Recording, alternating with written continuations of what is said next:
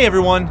Because Call of Duty Black Ops 3 relies so heavily on its multiplayer servers, we're holding off on a final scored review until we can test them out for ourselves. Until then, here's what I think of the campaign, zombies, and multiplayer modes so far. After killing Mind Wolves with a swarm of nanobees in the new campaign, I'm happy to say Black Ops 3 doesn't just continue the series' trend of boldly trying new things, it embraces its sci-fi oddities more than ever before, and delivers a huge amount of excellent content. RPG! 11:30 a.m., December 11th, 2054. Zerg security forces receive an anonymous tip giving them the location of a hideout the terrorists are using. The 6-hour co-op campaign story is set in the near future where people mentally connect with computers, weapons, and other humans. This tech allows for new powers and limitations that change how Call of Duty plays. The plot explores topics like brainwashing and poor mental health care, but the answer to its interesting questions was, predictably, kill more robots. He's toast. Enemies on both floors. Spread out.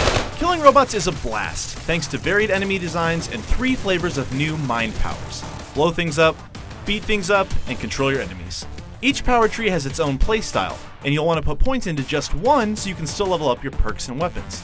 This makes the choice important. I focused on close-range combat skills, an underexplored style for Call of Duty. My favorite is the charge ability, which kills or staggers enemies in my path.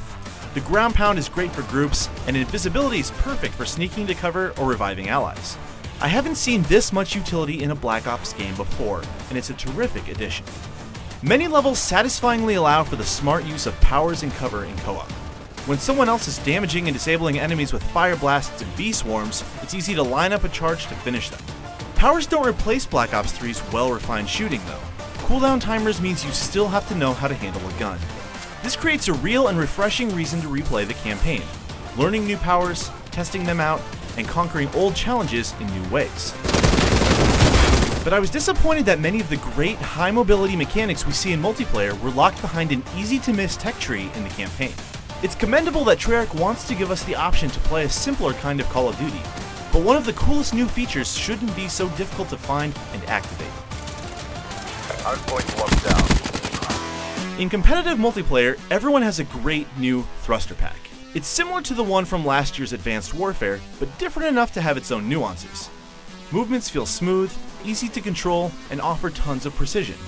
They're great for chasing, escaping, and getting to objectives too. And because you can always fire your weapon no matter what crazy move you're doing, bouncing off walls and sliding along the ground aren't as risky as they could be. Battles can start at any time and from any angle, making combat fast and exciting.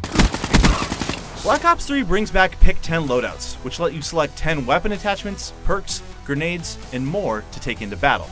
This isn't anything new, but it's a solid way of managing the huge number of fun guns and other unlockables.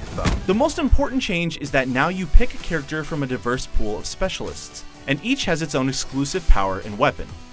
You get to pick one of the two, and because each of the 9 characters is useful, your choice is important.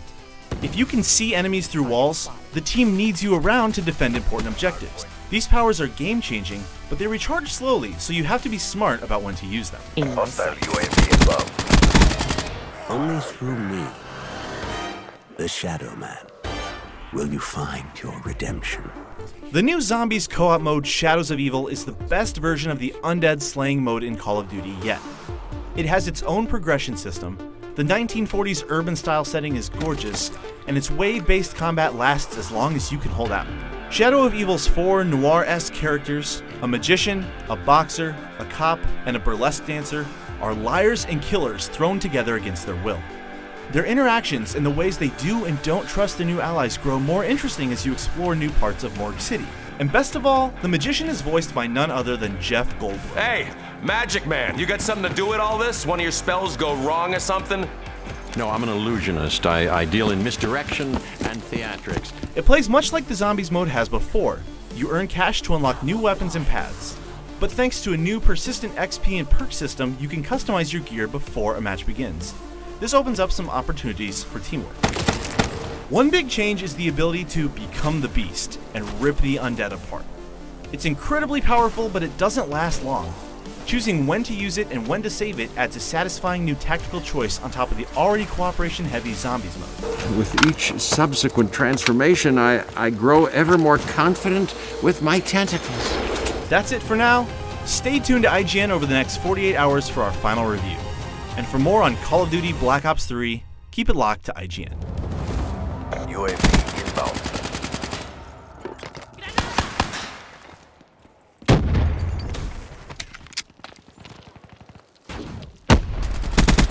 Scout, KIA. Hostile UAV above. Hardpoint contested. EKIA. UAV ready for tasking.